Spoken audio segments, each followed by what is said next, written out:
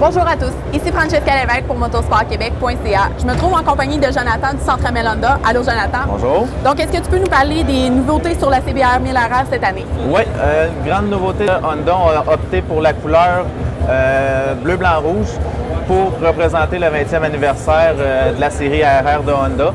Donc, on sont allés au niveau de la couleur de la compagnie HRC, qui est le département de racing d'Honda partout au monde entier.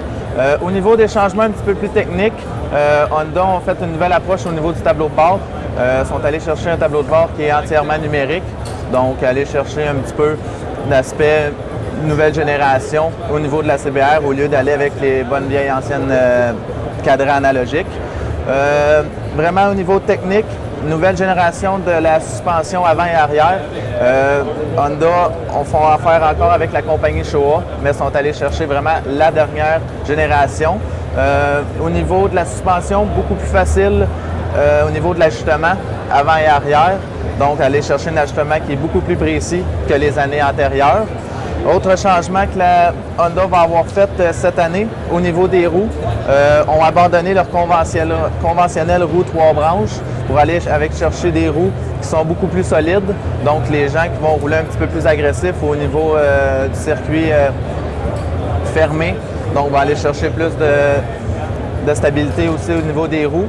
Puis Honda, cette année, ont continué avec leur système ABS combiné. Donc, excellent système de freinage qu'ils utilisent depuis des années, qui développe toujours d'année en année pour aller chercher un meilleur freinage là, au niveau de la moto, soit en cas d'urgence ou en période de virage là, très serré.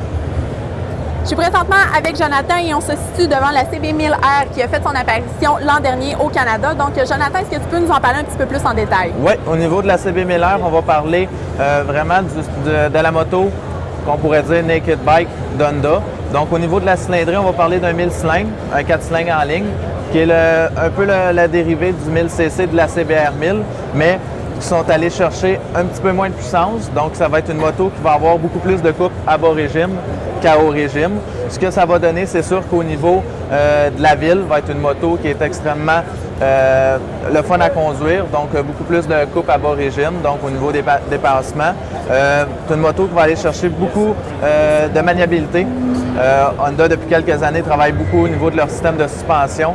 Donc, très bonne suspension, très bonne maniabilité au niveau des courbes, très bonne réponse moteur aussi.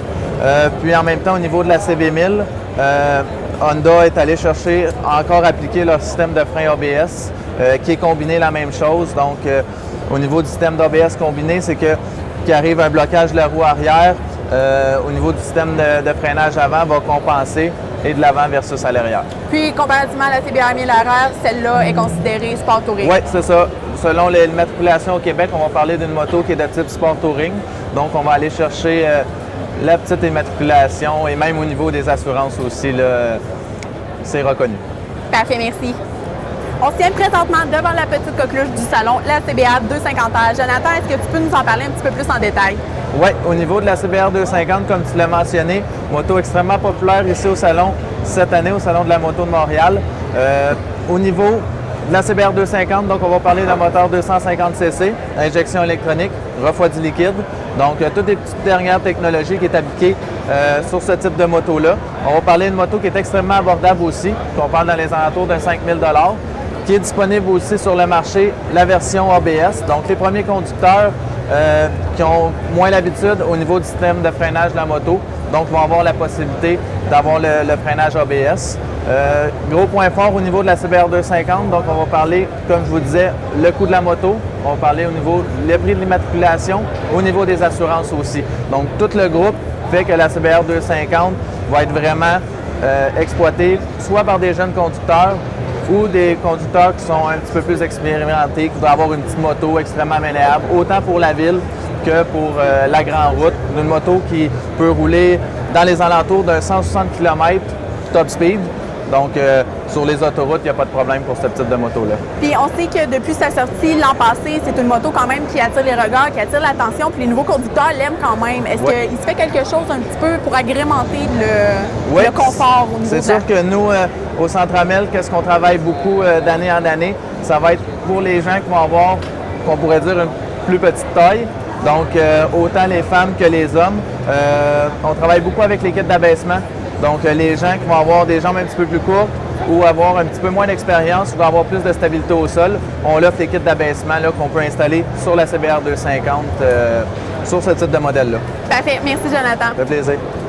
C'était Francesca Lévesque de motorsportquebec.ca.